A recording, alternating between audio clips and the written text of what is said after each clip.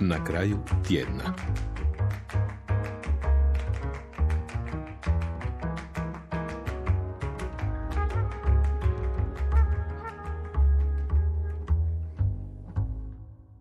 Poštovani slušatelji, dobrodošli u emisiju Na kraju tjedna.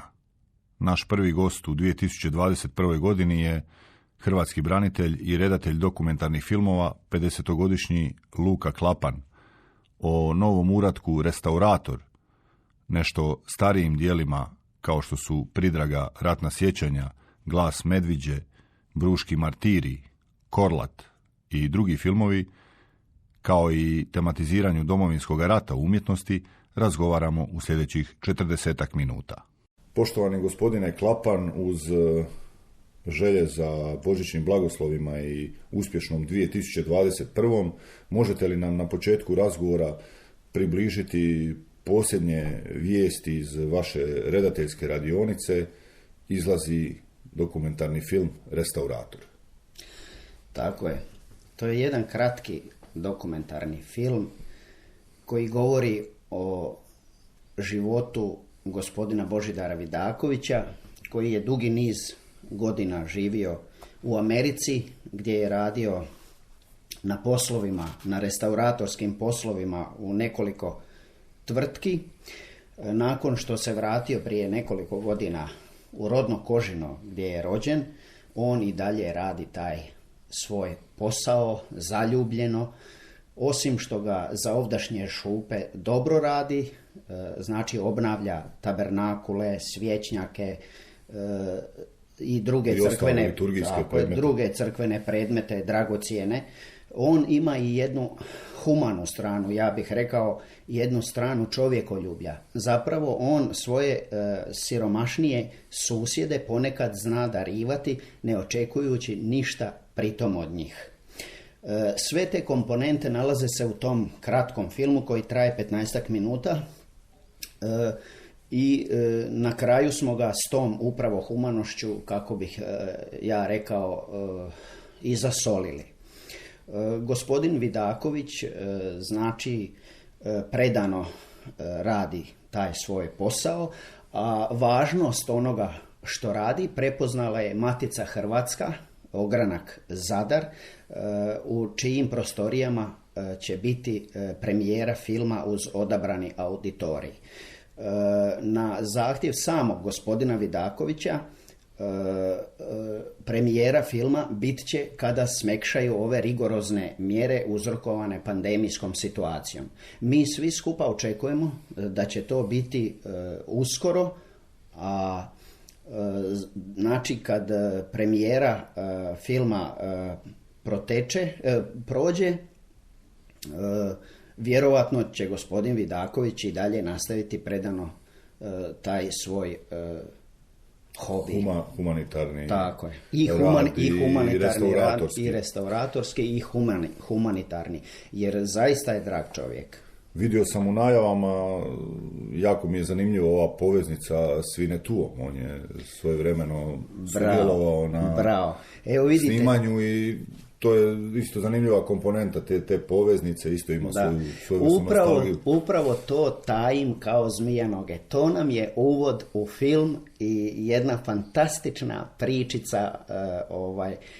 On inače izvrsno svira i usnu harmoniku i odsvirao je Oh My Darling Clementine i onda počnemo s tom pričom da ga je naš Frano Vodopivec zaustavio u Kožinu, jer u to vrijeme su se u priobalju tražili statisti za filmove koje je Jadran film snimao u koprodukciji s Njemcima, gore na Tulovim Gredama i Velebitu, i pored njega je stao crni Mercedes i on je saznao da je gospodin Frano Vodopivec, jer se s njim susretao gore na snimanjima, i on ga je tražio, bili ti mladiću, kaže, glumio u filmu, zašto ne? I onda su oni otišli gore i on je vodio skupinu Indijanaca na konjima i on priča interesantno u uvodu u taj film. Evo, tako sam ja htio postaviti niz, da se on najprije obrati u vezi toga. Jel? Da, djeluje zanimljivo povezati, evo i... Ali recimo njegovih 15 minuta zasluženih, jedan kratki dokumentarac, sve te komponente smjestio sam nekako da budu onako, a na kraju priče smo zasolili s tom njegovom humanitarnošću, s tom njegovom humanom notom. Da, vjerujemo da će rad iz Kanajeva samo potaknuti na televizijsko, odnosno video gledanje.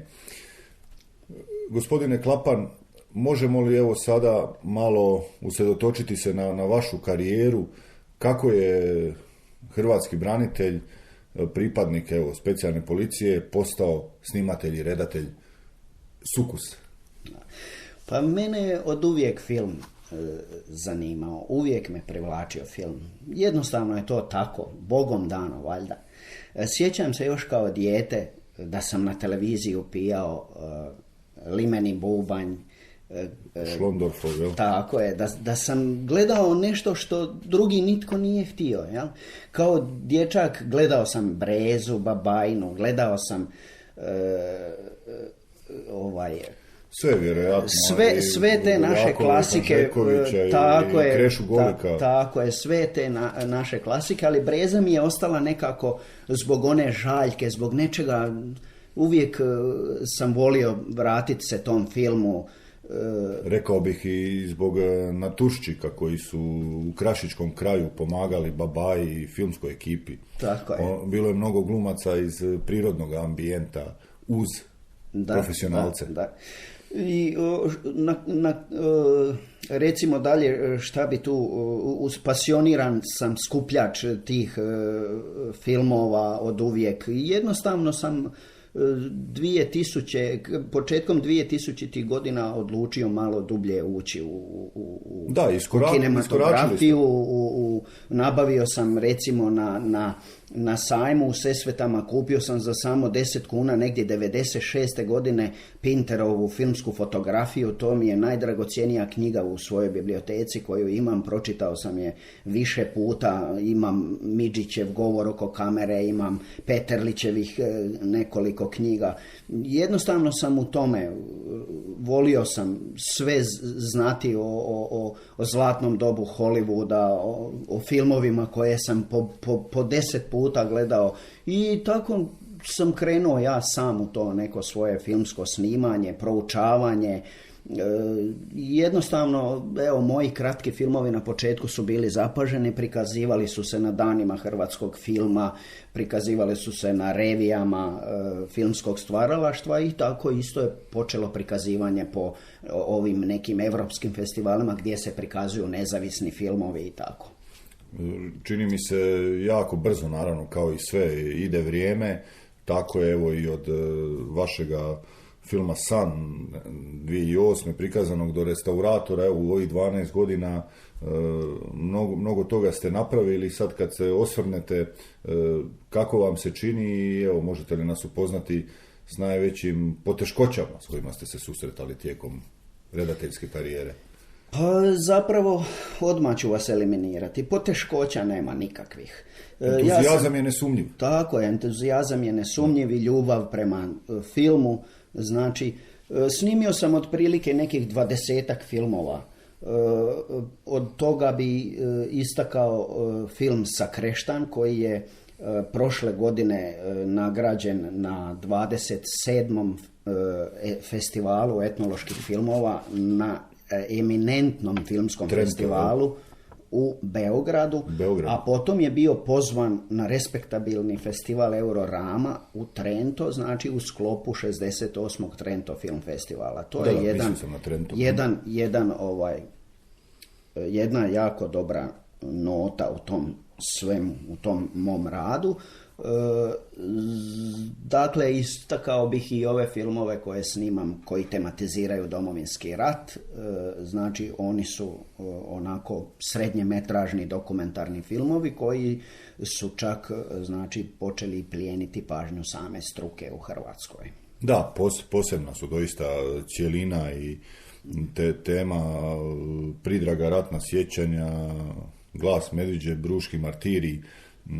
Možete li nam malo prikazati, evo, s jedne strane koliko je pa i teško i zahvalno kao branitelju, pa s ove strane kamere mnogo toga također istražujete i neriješenog i želite da istina postane što cjelovitija, jer evo kako i sami ističete u razgovorima, nema mjesta u Bukovici, Ravnim Kotarima koje nije stradalo u Domovinskom ratu. Tako je.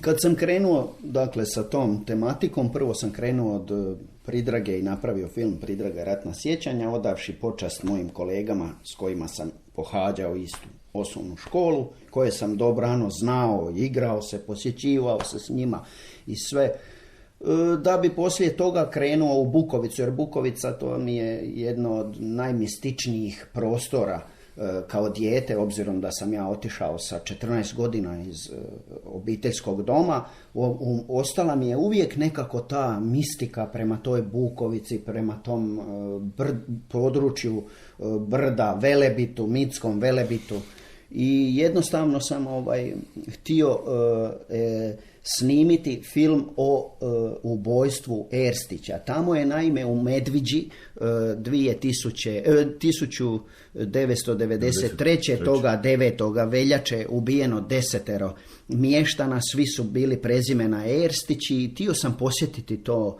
to mjesto i dokumentirati faktografski, znači dokumentirati, ne previše istraživati, nego ono samo sa objašnjavajućim pristupom dokumentarnom filmu, znači htio sam samo evidentirati što se ondje dogodilo, ali isto tako htio sam prezentirati i Medviđu kao mjesto za koje šira javnost zapravo ne zna.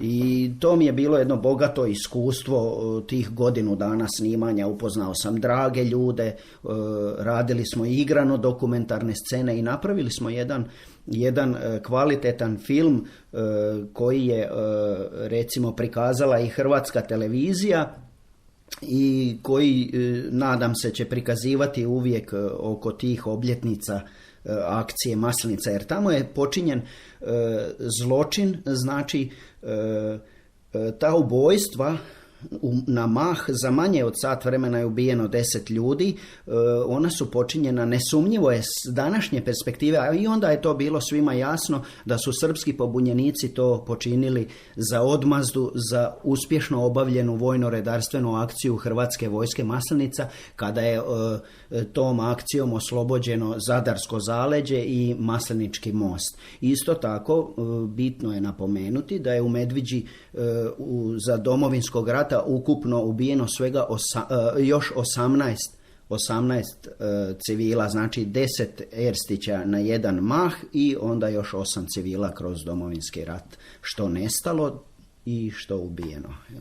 Da, i važno je iznova, evo, i dokumentarnim filmom podsjećati na tisuće sudbina nestalih hrvatskih branitelja, govorim općenito, ne samo u vašim filmovima, ali sve to neka putanja prema rasvjetljivanju istine. Ono što mi je u pripremi za razgovor bilo posebno emotivno i dragocjeno iz vaše biografije jest priča o vašoj trojici kolega, evo, vršnjaka iz Domovinskog rata, Boris Čulina i njegov prezimenja Mile Čulina Bulin i Davor Zupčić, i ta priča, evo, nekako možete li malo i slušatelji upoznati? Pa Boris Čulina, on je bio, znači, moje godište, on je rođen isto 70. Mi smo bili skupa baš u 8 godina u razredu i skupa smo, interesantno je, otišli, znači, u srednju školu u Zagreb i bili u domu, zajedno smo završili školu i njega je put odveo prema Rijeci gdje je nastavio posao da bi se, znači, u osvit Domovinskog rata vratio u rodni kraj gdje je iskazao želju da bi nastavio obavljati svoju službu. Tragična smrt zadesila ga je na prilazu prema Zadru, znači u Murvici, gdje je poginuo od granate. A Mile Čulina Bulin, on je bio oko 2 godine, znači stariji od mene, ali je odmah se dragovoljno prijavio u gardu. Ja sam opisao svjedočanstvo njegove majke koja je u crnini gledateljima pričala na koji način je on otišao u gardu i sve do tog trenutka kada su ga dovezli u kovčegu. Davor Zupčić, on je prilikom povlačenja poginuo kod Novigradskog groblja, prilikom povlačenja stanovništva Pridrage, jer su znači nadirale te srpske horde. I evo, to su moja 3 branitelja, 3 kolege koje sam ja jednostavno, čije priče o tim smrtima sam htio zabilježiti filmom Pridraga ratna sjećanja. Oni su ti koji su znači svoje živote dali da bismo mi mogli danas slobodno disati, ja bi to tako rekao. Međutim, što je bitno, mlađi naraštaji danas o tome ne znaju apsolutno ništa. Ja vidim, to je nesumnjivo, to oni ne znaju ništa. Zašto? Zato jer organizirane educiranosti o takvim stvarima nažalost nema, to je sramota. To je sramota. Oni bi trebali samoinicijativno tražiti informacije, vidjeti što se događalo, zašto je Hrvatska samostalna, što se događalo prije hrvatske samostalnosti. Evo, mislim, moja poruka je da svi oni mladi samoinicijativno traže nekakvu educiranost, da na internetu pogledaju, a na ove strukovne stvari ne mogu računati jer tu nema dovoljno informacija. Da, svakako se slažem sa samoinicijativnošću, no također nedostaje i šire usustavljenosti ili kanaliziranja prema tim informacijama, jer zapravo pomalo jest tragično ako svaki čovjek treba sam, ako mu na neki način nije dostupno ili nije usvojeno ili odgojeno prema toj spoznaji istine o Domovinskom ratu. Evo sada već prošloj toj nesretnoj koronskoj godini također je i predstavljen vaš film Korlat i možda evo riječ dvije, jako mi je zanimljiva ta putanja osim Domovinskog rata, taj neki tijek hrvatske povijesti protkani kroz arheologiju. Evo, interesantna priča o Svetoj Nedjeljici i Don Mati Klariću. Da, pa ja sam recimo, znači u tom svom nastojanju, moja intencija je zapravo da snimim sva mjesta gdje su stradali Hrvati na području Bukovice i Ravnih Kotara, a njih je tamo na tom prostoru oko 260 po mojim nekim procjenama. Dakle, snimao sam film Korlat gdje sam naišao na jednu dobru organizaciju i suradnju gospodina Nene Pavlovića koji mi je pomogao uvelike u organiziranju snimanja, u organiziranju kontakata i to sve skupa, pa sam htio taj film na neki način izdvojiti svojim dramaturškim nizom. Znači htio sam da taj dramaturški niz znači isprekidam sa jednim arheologom, jer Korlat je zaista bogat sa tim nalazištima, a ta iskapanja arheoloških nalazišta provodio je gospodin Miro Jurić, inače profesor na Arheološkom fakultetu i jedan eminentni znanstvenik što se tiče tog područja, koji je također vrlo rado pristao na suradnju i obavili smo sva snimanja što se tiče tog dijela, da bi ja poslije u montaži znači ispresjecao s njegovim obilaženjem tu priču o Korlačanima koji su ubijeni u Domovinskom ratu. Da, zanimljivo mi je kada promatramo evo i vašu profesionalnu karijeru, odnosno ratni put, kako je zaokružen na svoj način, evo, Bljeskom, a počeo je na Pakračkom bojištu i Šeovici. Možete li nam možda približiti, evo, je li preuzetno usporediti u filmskom svijetu, što vam je želja, kako biste i što planirate zaokružiti tu cjelinu, kao što se Bljeskom, recimo, zaokružio vaš put od Pakraca do Pakraca, rekao bih da je sve zatvorio se krug. Što je u vašim mislima i željama da vam se zatvori krug na najpozitivniji način u filmskom stvaralaštvu? Što biste voljeli ostvariti? Pa nema li broj puta ja razmišljam o tome čime ću završiti taj ciklus mojih filmova o Domovinskom ratu. Pa najvjerojatnije ga neću završiti, jer gledajte, nema mjesta niti sela u Ravnim Kotarima i Bukovici gdje nisu Hrvati stradali u Domovinskom ratu, to jest koje nisu ubili srpski pobunjenici. Kad bi se to sve snimilo, a moja intencija je da se snimi da se ne prestaje, trebalo bi možda do 10 godina intenzivnog rada na tom, pa možda čak i 15 godina, jer sve zavisi od te organiziranosti. Recimo, Korlat smo snimili godinu dana, Glas Medviđe smo snimili 1,5 godine, Bruški martiri smo snimili možda 2 godine. Sve ovisi u kakvu vi sredinu dolazite. Sve ovisi od ljudi koji to prihvaćaju, koji ne prihvaćaju. Imate jala i zavisti na svakom kantunu u Dalmaciji. Tako da je to relativno nemoguće odgovoriti sad čime zaokružiti. Pa ja bi možda rekao, čak evo sad u nekim planskim nekakvim mojim konceptualnim smjernicama, da bi možda zaokružio Škabrnju. Da snimim jedan film o Škabrnji.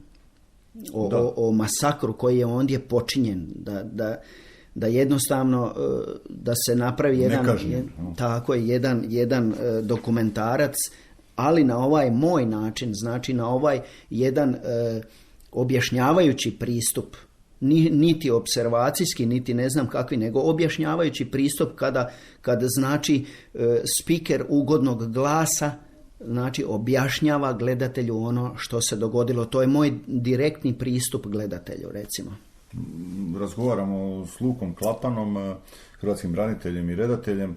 Možete li nam približiti samu distribuciju, koliko ste zadovoljni i suradnju s mjerodavnim institucijama, Hrvatskim filmskim savezom? Evo, malo da nam kažete kako vaši filmovi dolaze i gdje se oni mogu pogledati. Pa, prije svega, sad ste spomenuli Hrvatski filmski savez, to je inače jedna krovna organizacija koja udružuje video klubove, udruge, video družine, razne klubove koji se bave nezavisnim filmom, ali i pojedince isto tako, ali znači koji se bave nezavisnim filmom i koji su i općenito filmskim stvaralaštvom. Kad govorimo znači nezavisni film, bitno je ovdje sad napraviti jednu stvar da se gledateljima objasni šta je to nezavisni film. Da, slušateljima odmah mali. Slušateljima, pardon, da. Znači nezavisni film je onaj film ili neprofesijski film, koji se još zove i alternativni film, ali da stvar bude jasnija, amaterski film. Znači, to je film koji se radi van financijskih relacija, znači njegovi autori rade ga u slobodno vrijeme, najčešće su negdje zaposleni i ulažu svoja vlastita sredstva financijska u izradu takvih filmova. Znači ovdje u nezavisnom filmu razina struke nije bitna. Nije autor određen stručnošću. On može biti dobro afirmiran u tom filmskom svijetu i involviran na razne načine, što je i uvjet da on zna raditi film. S druge strane imamo profesionalce koji rade filmove za novac. To je njihova životna profesija. Oni za svoj rad dobivaju novac za koji su plaćeni i od tog novca žive. To bi bila neka razlika u suštini između profesijskog i neprofesijskog filma. Da ne bi bilo zabune, mnogi nezavisni filmovi mogu biti itekako dobro snimljeni i bolji od filmova koje snimaju profesionalci. Da se malo našalim, zato smo tu. Jasno. Evo. Sama distribucijski dio možda. Distribucijski dio. Znači ja film radim, film se može, moja je stvar, recimo, moja je želja da filmove prezentiram po gradovima Republike Hrvatske, gdje uvijek nailazim na određenu kvalitetnu suradnju sa ustanovama koje su mi spremne pomoći znači u pogledu samog prikazivanja filmova publici te regije, i ja to tako uspješno provodim. Međutim, sada ova pandemijska godina, kako ste i sami malo prije rekli, je onemogućila takve stvari. Čim ona završi, mi idemo dalje. Čim se situacija smiri, čim skresanost gledatelja ne bude uvjet, mi ćemo prikazivati naše filmove. I još je vrlo bitno, recimo, da ja svoje filmove plasiram na razne filmske festivale gdje se oni prikazuju. Tako je, kada se vratimo na početak vaše karijere, zanimljivo, evo, ne bi se to dakako ni po naglasku dalo naslutiti, ali vi ste svoju afirmaciju, usudio bi se reći, započeli u Zaprešiću. Evo, to mi je tako je, zanimljivo, detalj iz biografije. Apsolutno, svoju afirmaciju sam započeo u Zaprešiću, gdje sam donio neke video uratke članovima kluba, Fotokino video kluba Zaprešić. Inače, Fotokino video klub Zaprešić je jedan respektabilan video klub koji dugo godina djeluje. Prvenstveni rad im je s djecom, ali i sa odraslima. I oni su odmah moje te filmiće koje sam ja radio plasirali na filmske festivale i putovali smo dobar dugi niz godina, par godina smo putovali po Europi gdje su se prikazivali i filmovi Fotokino video kluba Zaprešić, normalno jer sam ja bio njihov član, i moji između ostalog filmovi koje sam radio dok sam bio član Fotokino video kluba Zaprešić. Prošle godine osnovao sam Jedinu soluciju, da to isto napomenem, znači Jedina solucija, udruga za audiovizualnu umjetnost. Mi smo se, znači, stacionirali u Pridragi na području Zadra, gdje se ne očekuje takav vid proizvodnje filmova i to, što je jedna isto dobra stvar. I znači imamo već nekoliko filmova, da tako kažem 3 filma koji su izišla iz produkcije, jedan film koji započinjemo sada s predprodukcijom, najavit ćemo ga na našim stranicama, i postali smo, znači, u 10. mjesecu član Hrvatskog filmskog saveza, što sam malo prije objasnio, znači krovne organizacije koja u svoje okrilje preuzela i nas i mnoge druge video družine. I FKVKZ, taj klub iz Zaprešića, je član Hrvatskog filmskog saveza i niz udruga koje se bave tim nezavisnim filmom. Svakako bih vas pitao za Jedinu soluciju, zanimljiv je naziv same udruge.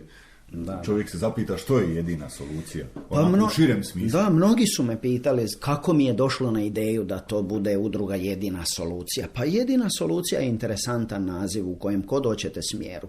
Jedina solucija može biti jedina solucija za proizvodnju ovakvih filmova, recimo o Domovinskom ratu, što će mnogi odmah prvenstveno aludirati, ali meni je recimo bila jedina solucija odvojiti se od svih tih klubova i osnovati vlastitu udrugu koju sam, znači koje osnivanje sam ja inicirao, i djelovati na području na kojem se to ne očekuje da takva jedna udruga bude u Zadarskom zaleđu ili općenito u toj regiji. Tamo takvih udruga nemate, razumijete? I mi kao Jedina solucija otvoreni smo svima. Pomoći ćemo svima da ovladaju filmskim jezikom besplatnim putem.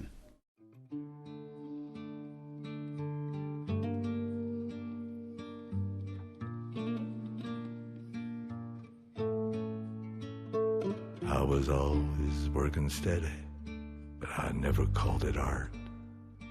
I got my dish together, meeting Christ and reading Marx. It failed my little fire, but it spread the dying spark. Go tell the young Messiah What happens to the heart?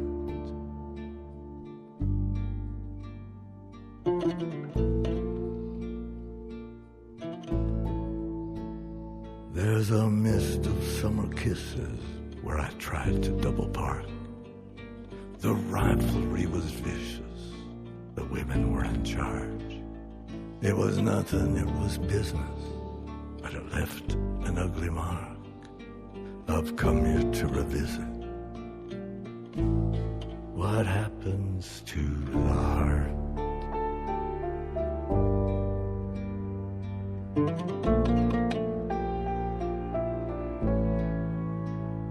I was selling holy trinkets. I was dressing kinda sharp. Had a pussy in the kitchen and a panther in the yard. In the prison of the gifted, I was friendly with the guards, so I never had to witness. What happens to the heart?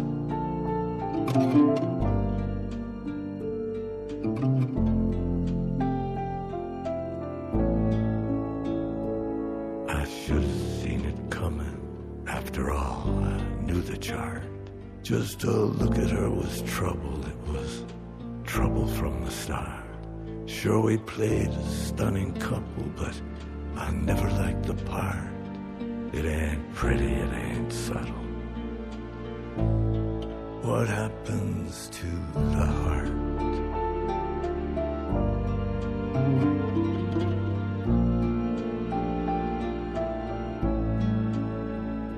Now the angel's got a fiddle, the devil's got a harp. Every soul is like a minnow, every mind is like a shark. Me, I've broken every window, but the house is dark. I care but very little. What happens to the heart?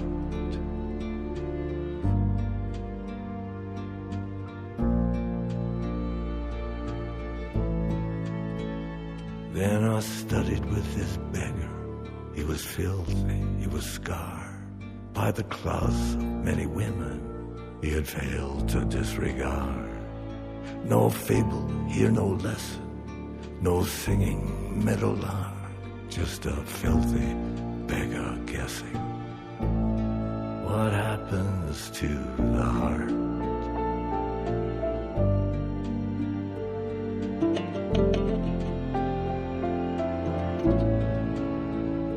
I was always working steady, but I never called it art. It was just some old convention, like the horse before the cart. I had no trouble betting on the flood against the ark. You see, I knew about the ending. What happens to the heart?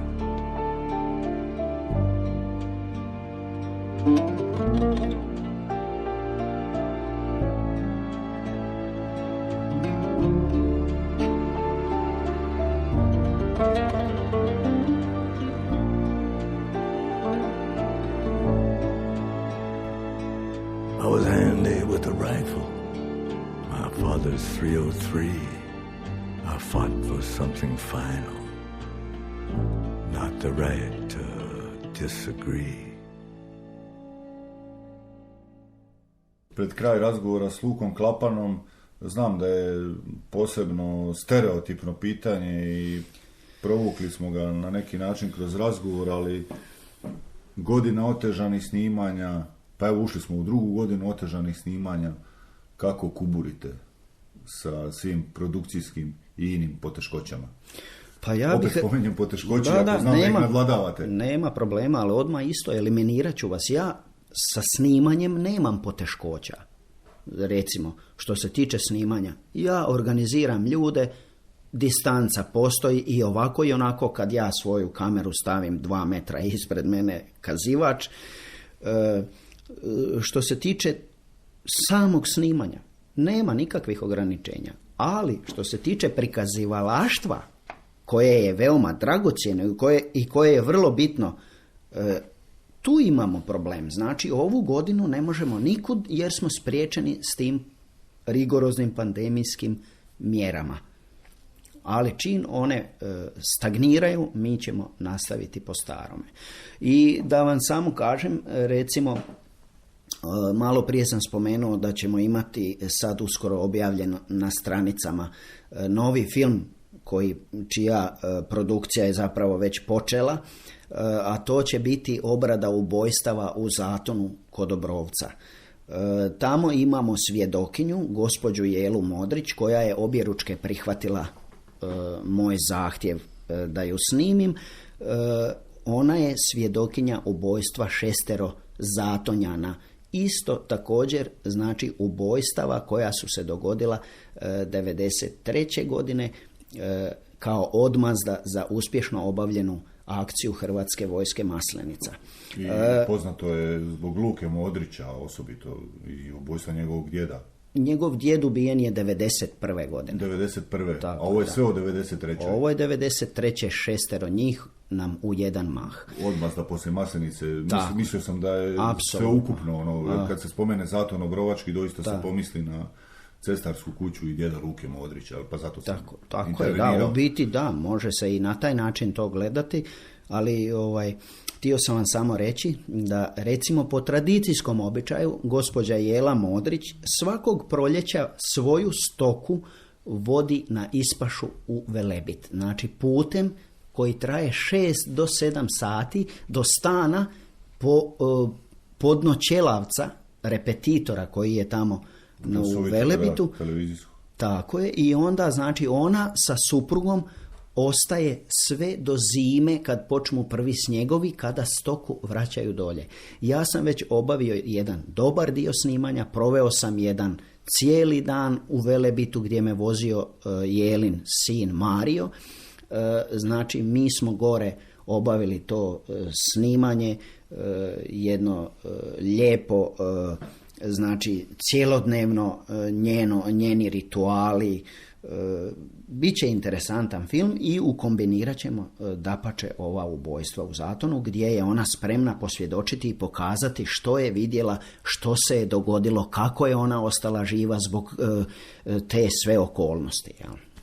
Svjestan sam da nešto će i nakon našega razgovora ostati nedorečeno, no volio bih spomenuti još pojedine vaše filmove, primjerice Tragovima naših predaka i Životne krikove posvećene Alojzu Pavloviću. Evo, možete od prije 3 godine, sad već iz 2017. Tragovi naših predaka. Da, pa Tragovi naših predaka, to je bila izrazito plodna godina. Tragove naših predaka snimao sam nekoliko godina, uvijek sirovinu sam uzimao prateći kulturno-umjetničko društvo Luzarica koje je iz Pridrage. Montirao sam ga i eksportirao i znači iz produkcije ga izveo 2017. kada i Glas Medviđe, tad je i Glas Medviđe snimljen. Znači Tragovima naših predaka je jedan dokumentarac koji govori o udaji i ženidbi u tom kraju općenito kako je nekada bilo.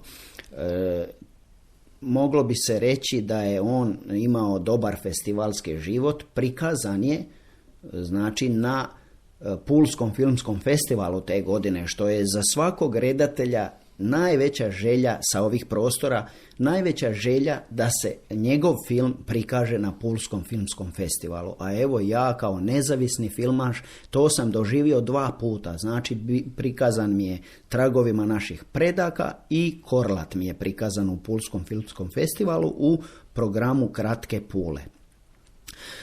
Znači Tragovima naših predaka je prikazan i na još dosta festivala i ovaj Životni krikovi Alojza Pavlovića, to je priča o zadarskom pjesniku i književniku i znanstvenom istraživaču gospodinu Alojzu Pavloviću, koji je inače rođen u Korlat.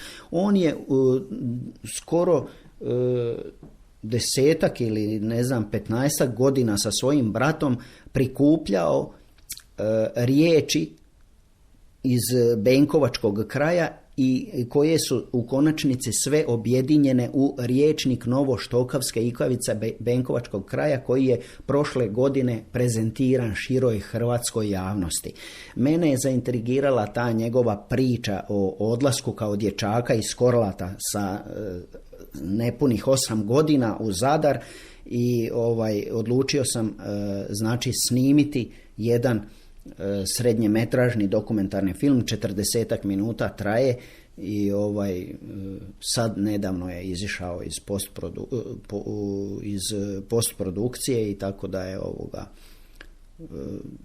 vani. Da, ali ga isto nismo prezentirali publici zbog ovih pandemijskih mjera, pa ćemo kad se malo to sve sredi njega isto prikazati u Zadru. Jel? Evo, vaš radijski portret u emisiji Na kraju tjedna i ovaj razgovor zaključio bih iznošenje još jedne činjenice o vama, to je slikarstvo koje nismo tematizirali. Tako je, da, nismo se osvrnuli. Nismo se osvrnuli, naravno da je naglasak na filmskoj karijeri, no evo, to je također jedna zanimljiva odrednica vas. Da. Pa ja inače radim uljane pastele, napravio sam jedan ciklus primorske krajolika, onako, kako bih rekao, već kad sam se našao negdje 2011. kad sam se smirio u traženju izričaja, načinu na koji ću progovoriti u slikarstvu, napravio sam jedan ciklus primorskih krajolika i to je znači bilo na nekoliko izložbi prikazano, što skupnih, što samostalnih, ali uvijek su se te recimo izložbe vodile kao multimedijalni umjetnik, kao multimedijalne, jer uz njih su se prikazivali i moji kratki filmovi.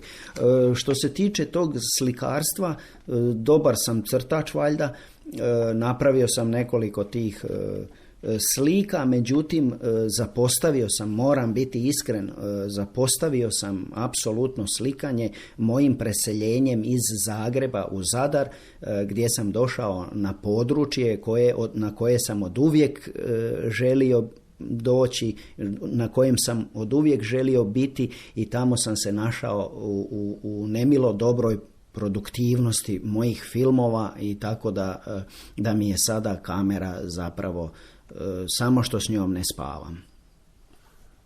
Redatelju, snimatelju, hrvatskom branitelju Luki Klapanu zahvaljujem na gostovanju u emisiji Na kraju tjedna. Hvala vama i pozdrav vašim slušateljima. Emisiju je tonski realizirao Ivan Šimec, razgovarao Tomislav Šovagović, urednica Nevenka Dujmović. Lijep pozdrav i do slušanja.